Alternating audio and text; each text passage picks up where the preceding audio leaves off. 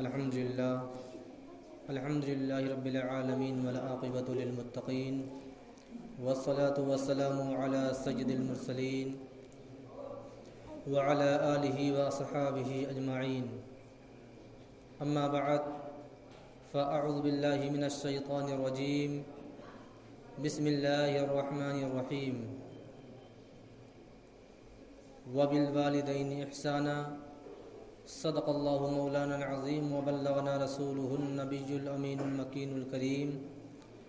ونحن على ذلك لمن الشاهدين والشاكرين والحمد لله رب العالمین. محترم سامعین، آئیے کچھ عرض و معروض سے قبل آقائے نامدار مدینے کے تاجدار جناب روح فدا محمد عربی صلی اللہ تعالی وسلم کی بارگاہ بے کس پناہ میں درود و سلام کی ڈالی نشاور کریں اور پڑھیں بآواز بلند. اللہم صلی علی سیدنا شفیعنا حبیبنا کریمنا مولانا محمد وبارک وسلم صلاۃ و سلام علیک یا رسول اللہ صلی اللہ تعالی علیہ وسلم. محترم سامعین،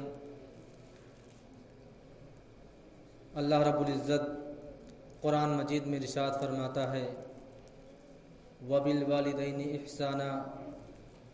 یعنی اپنے والدین کے ساتھ بہترین اور اچھا سلوک کرو.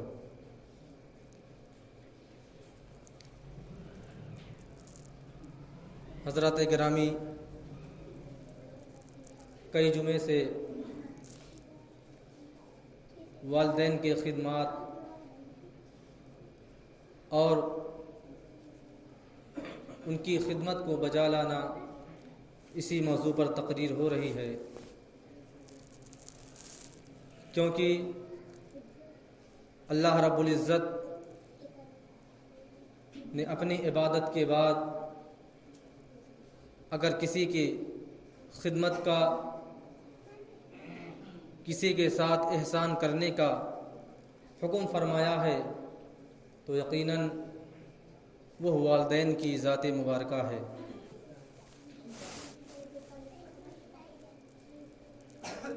محترم سامعین، آج دنیا میں بسنے والا کوئی فرد، کوئی بھی انسان،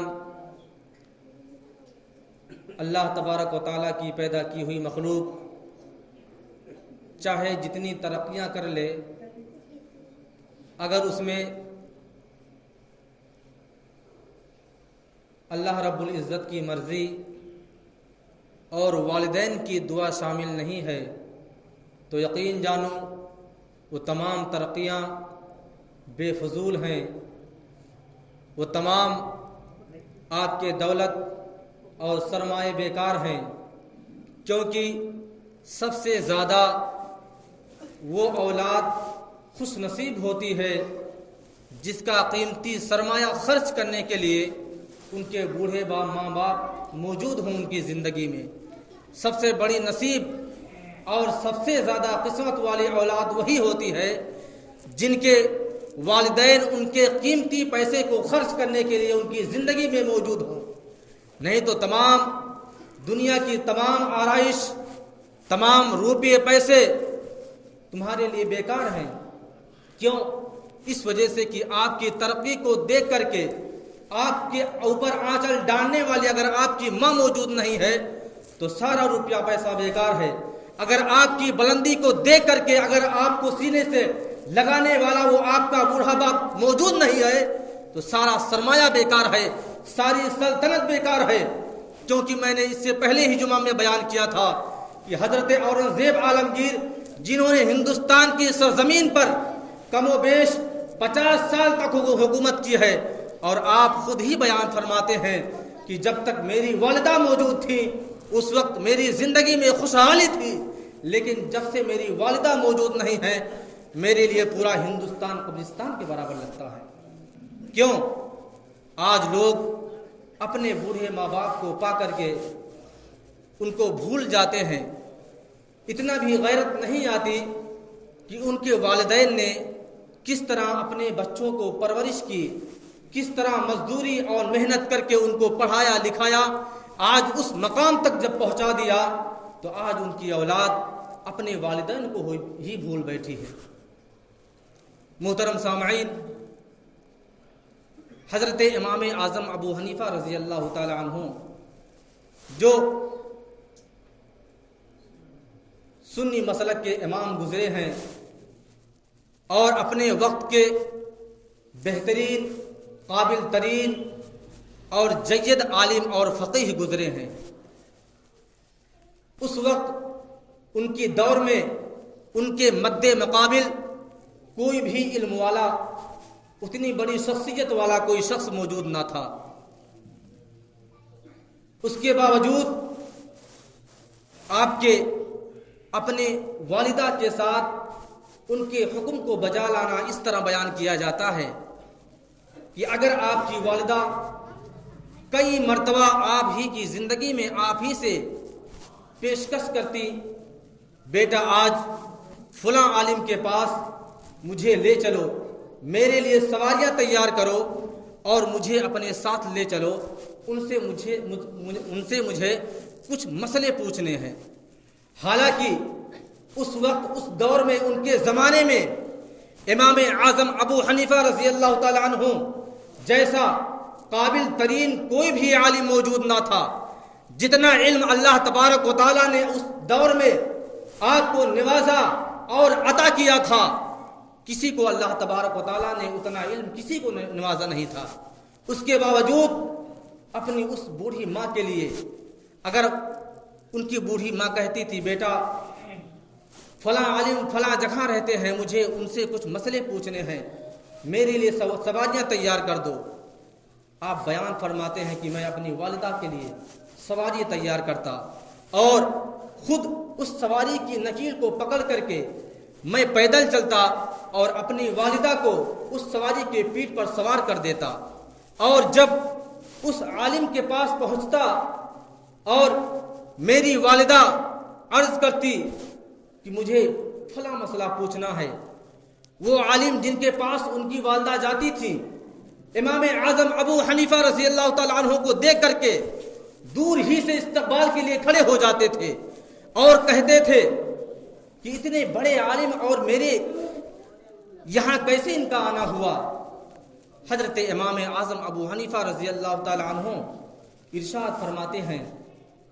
کہ میری والدہ آپ سے کچھ مسئلے پوچھنا چاہتی ہے، حالانکہ آپ اپنی والدہ کو چاہتے تو بتا دیتے، امی جان اللہ رب العزت نے آپ کی دعاؤں سے مجھے اتنا علم نوازا ہے کہ آپ کو کسی کے پاس جانے کی ضرورت نہیں ہے، لیکن پھر بھی ماں کے حکم کی تعمیل کرتے تھے تاکہ ماں کو کسی طرح سے کوئی تکلیف نہ ہو۔ اگر ماں کہہ رہی کہ میں فلاں عالم ہی سے پوچھوں گی تو ٹھیک ہے، آپ امی ہیں، آپ نے میری پرورش کی ہے، آج مجھے اس منزل تک پہنچایا ہے، تو میں آج انکار کیوں کروں؟ فوراً یہاں تک کہ بیان کیا جاتا ہے، کتابوں میں بھی آتا ہے کہ ان کی والدہ محترمہ کچھ ایسے سوال بھی اس عالم سے پوچھتی تھی کہ اس عالم کو معلوم نہیں رہتا تھا، اس کے باوجود امام اعظم ابو حنیفہ رضی اللہ تعالی عنہ کا بیان ہے کہ میں اس عالم کے کان میں چپکے سے اس مسئلے کو بیان کر دیتا تھا اور میں عریضہ پیش کرتا تھا کہ آپ بلند آواز میں میری والدہ کے سامنے یہ مسئلے بیان کر دیجئے اور اس کا جواب دے دیجئے، اور اس کا جواب یہ ہے۔ سوچئے اتنے بڑے فقیہ ہونے کے باوجود ان کی والدہ کو کسی عالم کے پاس جانے کی ضرورت نہیں تھی، لیکن پھر بھی ماں کی حکم کی تعمیل بجا لانا آپ پر فرض تھا اور آپ ہمیشہ اپنی ماں کی خدمت میں لگے رہتے تھے۔ محترم سامعین، ایسے ہی نہیں اللہ تبارک و تعالیٰ نے ماں باپ کا مرتبہ اتنا اونچا کیا ہے۔ آج کچھ لوگ تو یہ کہتے ہیں کہ ہمارے والدین بوڑھے ہو چکے ہیں، ہم کو کما کر کے 2 روپے دے نہیں سکتے ہیں، ہمارے کس کام کے ہیں؟ یاد رکھو مسلمانوں، آپ کی زندگی میں خود ہی آپ اگر محسوس کریں، اگر دنیا کی مثال لے لی جائے، آپ ایک درخت کی مثال لے لیں جو گھنا درخت ہو، اگر آپ کو گرمی میں لائٹ چلی جائے، پنکھے کا انتظام نہ ہو، اگر آپ اس درخت کے نیچے چلے جائیں، چارپائی بچھا کے لیٹ جائیں تو آپ کو بڑا سکون حاصل ہوگا، بہت سکون ملے گی۔ اسی طرح حالانکہ وہ درخت آپ کو جو سکون دے رہا ہے، تمام دھوپ اور تمام تپش کو اپنے اوپر برداشت کر کے اس کے بعد آپ کو سکون دیتا ہے، اسی طرح والدین ہیں۔ اگر مثال دیا جاتا ہے کہ اگر درخت بوڑھا ہو جائے پھل نہیں دیتا، لیکن لوگ مثال بیان کرتے ہیں اگر پھل نہیں دیتا سایہ ضرور دیتا ہے۔ اسی طرح والدین کی مثال ہے، اگر آپ کے والدین بوڑھے ہو چکے ہیں، اگرچہ آپ کے لیے اپنی زندگی میں اس بڑھاپے میں کچھ نہیں کر سکتے، لیکن آپ کے لیے دعا تو دے سکتے ہیں، جبکہ ان کی دعاؤں کا نتیجہ یہ ہے کہ اللہ رب العزت آپ کو جاہل سے عالم بنا دے گا، اللہ رب العزت آپ کو عالم سے ایک ولی کامل بھی بنا سکتا ہے، کیونکہ آج دنیا دیکھتی آ رہی ہے کہ جتنے اولیاء کرام اس دار فانی سے گزرے ہیں، تمام کے ولایت میں ان کے والدین کا سب سے بڑا قدم رہا ہے۔ اگر ان کی زندگی میں ان کی والدہ نے ان کو دعائیں دے دی ہیں، اگر دل سے دے دی ہیں، تو یقین جانو اللہ تبارک و تعالیٰ نے ان کو ولایت کی بلندی پر سرفراز کر دیا ہے۔ حضور مخدوم ماہمی جن کا مزار مقدس ممبئی کی سرزمین پر ہے، اکثر وہ حضرات جو ممبئی رہتے ہیں، جن کا کاروبار ممبئی میں ہے یا جانا ہوتا ہے، وہ مخدوم ماہمی کے یہاں ضرور حاضری دیتے ہیں۔ حضور مخدوم ماہمی کے زندگی کے تعلق سے بیان کیا جاتا ہے کہ جب آپ کے بچپنے کا عمر تھا، آپ کو علم دین حاصل کرنے کی بڑی خواہش تھی، بہت لگاؤ تھا آپ کو علم دین سے، لیکن وہ زمانہ اس وقت کا زمانہ نہیں تھا کہ ہر شہر میں ہر گاؤں میں مدرسے موجود تھے، بلکہ اس وقت تعلیم حاصل کرنے کے لیے اپنے وطن کو چھوڑ کر کے سینکڑوں میل دور جا کر کے تب تعلیم ملتا تھا۔ لیکن جب آپ نے اپنی والدہ سے ارادہ ظاہر کیا، والدہ میں علم دین حاصل کرنے کے لیے دور دراز کے مقام پر جانا چاہتا ہوں، آپ کی والدہ آپ سے بڑی محبت فرماتی تھیں، آپ سے بڑا لگاؤ رکھتی تھیں، آپ اپنے باپ کے اکلوتے بیٹے تھے، مخدوم ماہمی اکلوتے بیٹے تھے، سر پر باپ کا سایہ موجود نہ تھا، صرف والدہ اور ایک بیٹا موجود تھے۔ حضور مخدوم ماہمی فرماتے ہیں کہ میں نے جب اپنے ماں سے اجازت مانگی تو میری ماں نے انکار کر دیا، بیٹا میری زندگی میں تیرے علاوہ میرا کوئی سہارا نہیں ہے، میں تجھے چھوڑ کر کے میں اکیلا رہ نہیں پاؤں گی، اے بیٹا تو علم دین حاصل نہ کر۔ اس وقت مخدوم ماہمی کی عمر ابھی زیادہ نہیں تھی، لیکن اس کے باوجود علم کو کنارے کر دیا اور ماں کے حکم کو سب سے آگے رکھا، اور یہاں تک کہ آپ کے دل میں علم دین حاصل کرنے کی طرف باقی تھی۔ آپ تفریح اور سیر کرتے ہوئے ایک مرتبہ جہاں پر آج آپ کا مزار موجود ہے، یعنی ماہم شریف کی سرزمین پر، لوگ جانتے ہیں کہ سمندر کے کنارے آپ کا مزار مقدس ہے، آپ اپنے گھر سے نکلے اور گھومتے ٹہلتے اسی سمندر کے کنارے آ جاتے ہیں اور بیٹھ جاتے ہیں اور سمندر کا نظارہ دیکھتے ہیں، اور پھر اپنے اس علم کی تشنگی کو یاد کر کے آنسو بھی بہاتے ہیں۔ لیکن کیا کرتے، ماں نے اجازت نہیں دیا، اور ماں کے بغیر اجازت کے آپ جا بھی نہیں سکتے تھے۔ اتنے میں کیا دیکھتے ہیں کہ ایک سفید پوش بزرگ تشریف لائے اور کہا، بیٹا روتے کیوں ہو؟ آپ نے کہا، جانے دیجیے، آپ سے اس سے کیا لینا دینا ہے، زندگی ہے، دنیا ہے، لوگوں کو روتا دیکھ کر کے ہنس کر کے چلے جاتے ہیں، آپ سے مجھ سے کیا تعلق ہے؟ آپ نے فرمایا، بیٹا اگر مجھ لائق کچھ ہوگا تو میں کروں گا۔ مخدوم ماہمی فرماتے ہیں کہ حضور والا، میرے دل میں آج بھی علم کی تشنگی موجود ہے، میں علم دین حاصل کرنا چاہتا ہوں، لیکن ماں کی تنہائی کی وجہ سے میں ان کو چھوڑ کر کے نہ جا سکا، اور میری والدہ کا حکم بھی تھا کہ بیٹا میں تیرے بغیر رہ نہیں پاؤں گی، تو مجھے چھوڑ کر کے علم دین حاصل کرنے نہ جا، لیکن میرے دل میں تشنگی موجود ہے۔ وہ سفید پوش فرماتے ہیں بیٹا مجھے پہچانتے ہو؟ مخدوم ماہمی نے ارشاد فرمایا حضور میں آپ کو نہیں پہچانتا۔ حضور مخدوم ماہمی کا کہنا ہے تو انہوں نے برجستہ کہا کہ لوگ مجھے خضر علیہ السلام کے نام سے جانتے ہیں،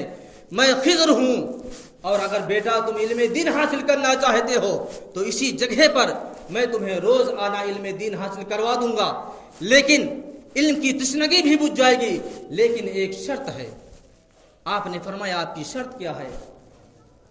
حضور خضر علیہ السلام ارشاد فرماتے ہیں کہ اس راز کو راز ہی رہنے دینا اور کسی کے سامنے بیان مت کرنا کہ میں علم دین حاصل کرنے کے لیے سمندر کے کنارے جاتا ہوں اور وہاں خضر علیہ السلام مجھے علم دین سکھانے کے لیے آتے ہیں۔ آپ نے وعدہ کر لیا، ٹھیک ہے میں کسی سے نہیں بتاؤں گا، لیکن جب ماں کی خدمت میں موجود تھے اور جب لگاتار کئی دن تک اسی وقت سمندر کے کنارے جاتے اور حضور خضر علیہ السلام آپ کو علم دین سکھانے کے لیے موجود رہتے تھے، اور ماں نے جب دیکھا کہ میرا بیٹا فلاں وقت میں چند منٹ تک غائب رہتا ہے یا چند گھنٹے تک غائب رہتا ہے، ماں نے ایک دن سوال کر لیا بیٹا تم اتنے ٹائم کہاں رہتے ہو، دکھتے نہیں ہو، کہاں چلے جاتے ہو؟ پھر آپ نے سوچا کہ اگر حضور خضر علیہ السلام نے شرط رکھی ہے، کیونکہ انہوں نے شرط رکھی تھی کہ اگر بیٹا تم نے یہ راز کسی کو بتا دیا تو اس کے بعد آئندہ میں تمہیں علم دین سکھانے کے لیے کبھی نہیں آؤں گا، آپ فوراً فکر مند ہو جاتے ہیں، آپ کی آنکھوں سے اشک جاری ہو جاتا ہے، کہتے ہیں والدہ محترمہ میں کیا کروں، غور و فکر میں پڑ جاتے ہیں اور اپنی پچھلی زندگی کے بارے میں سوچتے ہیں کہ میری والدہ نے مجھے منع کیا تھا کہ بیٹا علم دین حاصل کرنے نہ جاؤ، میرے پاس رہا کرو، اس وقت بھی میں نے علم دین کو کنارے رکھ دیا تھا اور اپنی والدہ کے حکم کی تعمیل کی تھی، آج بھی ایسے ہی کر رہا ہوں۔ آپ نے خضر علیہ السلام کی شرط کو کنارے رکھا اور والدہ کی بات کو ماننے کے لیے آپ تیار ہو گئے، اور آپ اپنی والدہ سے بتا دیتے ہیں کہ والدہ ماجدہ مجھے خضر علیہ السلام علم دین سکھانے کے لیے سمندر کے کنارے آتے ہیں، لیکن اتنا کہنا تھا آپ کی آنکھوں سے اشک جاری ہو جاتا ہے کہ آج کے بعد تو مجھے خضر علیہ السلام علم دین سکھانے کے لیے نہیں آئیں گے، کیونکہ انہوں نے شرط رکھی تھی۔ آپ اپنی والدہ ماجدہ سے کہتے ہیں، آپ کی والدہ ماجدہ کہتی بیٹا فکر نہ کرو، آپ فوراً اپنے آنچل کو اٹھاتی ہیں اور اللہ رب العزت کی بارگاہ میں دعا کرتی ہیں، اے اللہ رب العزت میرے بیٹے کو جس طرح تعلیم حاصل کر رہا تھا اور جو میرے بیٹے کو تعلیم دے رہے تھے اسی پر گامزن رہیں، اے اللہ رب العزت آج میرے بیٹے کے صدقے میں میری دعا کو قبول فرما لے۔ حضور مخدوم ماہمی کا کہنا تھا میں تو جانتا تھا کہ حضور خضر علیہ السلام نہیں آئیں گے، پھر بھی میرا دل نہ مانا، علم حاصل کرنے کی تشنگی میرے دل میں مجھے تڑپا رہی تھی، میں سمندر کے کنارے گیا، لیکن اور دنوں کے برعکس آج الٹا موجود تھا۔ کیا؟ اس وجہ سے آپ خود ہی بیان فرماتے ہیں کہ اکثر جتنے دن میں علم دین حاصل کرنے کے لیے سمندر کے کنارے گیا تھا سب سے پہلے میں پہنچتا تھا، اس کے بعد حضور خضر علیہ السلام آتے تھے، لیکن آج اس کا الٹا تھا، حضور خضر علیہ السلام پہلے سے موجود تھے، جنہوں نے شرط رکھی تھی کہ بیٹا اگر تم نے کسی کو اس شرط کو بتا دیا تو میں آئندہ نہیں آؤں گا، لیکن اس کا الٹا ہوا، حضور خضر علیہ السلام تو آج پہلے سے موجود ہیں، اور حضور مخدوم ماہمی